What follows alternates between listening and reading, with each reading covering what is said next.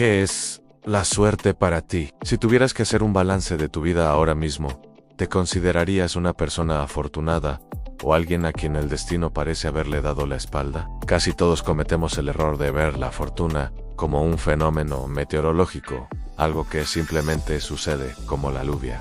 Creemos que es un accidente estadístico. Sin embargo, hace algunos años, un investigador llamado Richard Wiseman decidió que la suerte era demasiado importante como para dejarla en manos de la superstición. Durante una década completa, se sumergió en la realidad de 1,200 individuos. Analizó a los que sentían que tenían el toque de Midas y a los que sentían que vivían bajo una nube negra. Lo que descubrió no fue una fuerza cósmica, sino un mecanismo psicológico que se puede medir, desarmar y volver a armar. Para entender cómo funciona este mecanismo, hay que mirar lo que el sociólogo David Phillips descubrió en la Universidad de California. Él detectó una cifra que desafiaba la lógica médica.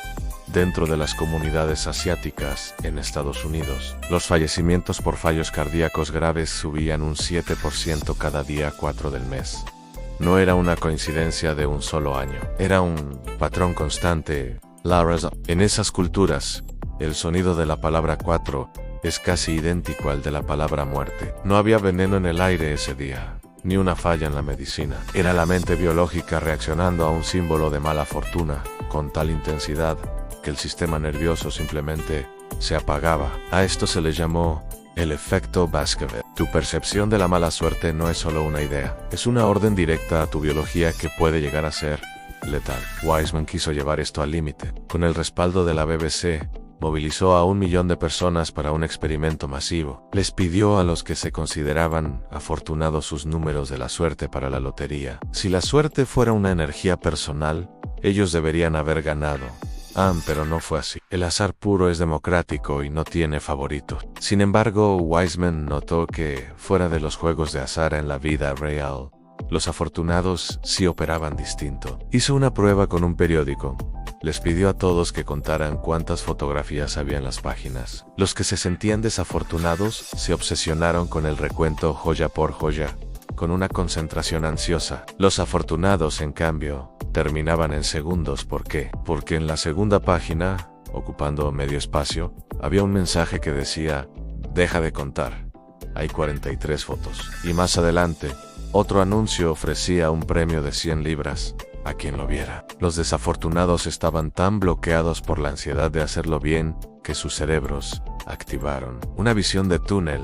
Estaban en modo supervivencia. Y cuando el cerebro cree que está sobreviviendo, se vuelve ciego a las oportunidades que tiene frente a la nariz.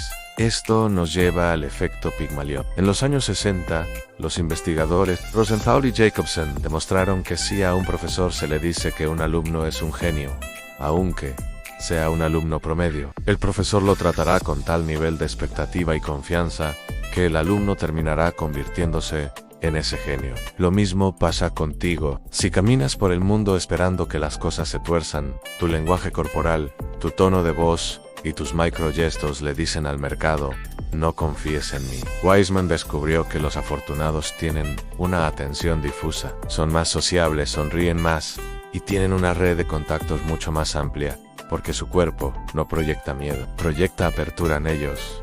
No encuentran oportunidades, las fabrican porque su sistema nervioso está relajado y permite que la intuición, ese procesamiento masivo de datos inconscientes, les diga por dónde caminar. Finalmente, está la forma en que procesas el dolor. Wiseman puso a prueba a los voluntarios con rompecabezas imposible. Los que se sentían víctimas se rendían casi al instante. Los afortunados seguían intentándolo. No por terquedad, sino porque su mente buscaba el como si. Es la diferencia entre el ganador de una medalla de plata y uno de bronce. El de plata sufre porque estuvo a punto de ganar el oro. El de bronce celebra porque estuvo a punto de quedarse sin medalla. Es el mismo suceso, pero una interpretación te hunde y la otra te impulsa. Es lo que en Japón llaman la mentalidad Aruma.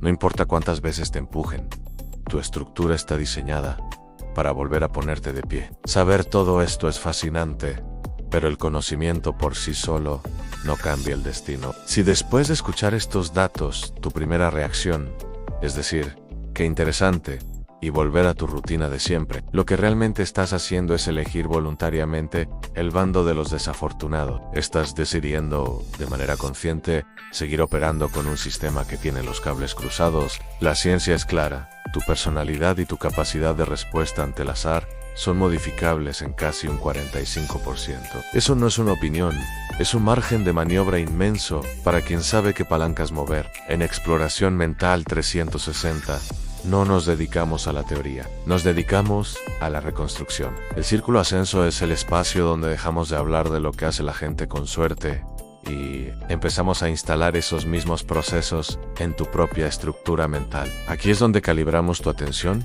para que dejes de ver solo lo que tienes permitido ver y empieces a detectar las grietas por donde entra el capital y la influencia. No te voy a dar una lista de pasos a seguir aquí, porque la lógica no transforma un sistema nervioso que ha sido entrenado para la supervivencia durante años. El cambio real no sucede por ver 1 o 2 videos y motivarte, sino por entrar a una estructura de proximidad y entrenamiento que no te permita volver a fallar. Puedes seguir en el mismo lugar estancado, o puedes entrar a Exploración Mental 360 para aprender a leer el mercado con los ojos de quien ya tiene el juego ganado. La pregunta no es si el mundo te va a dar una oportunidad. La pregunta es si tu mente está configurada para dejarla pasar o entrar al círculo de Exploración Mental 360 para tomar el control total del tablero. Te espero en el círculo.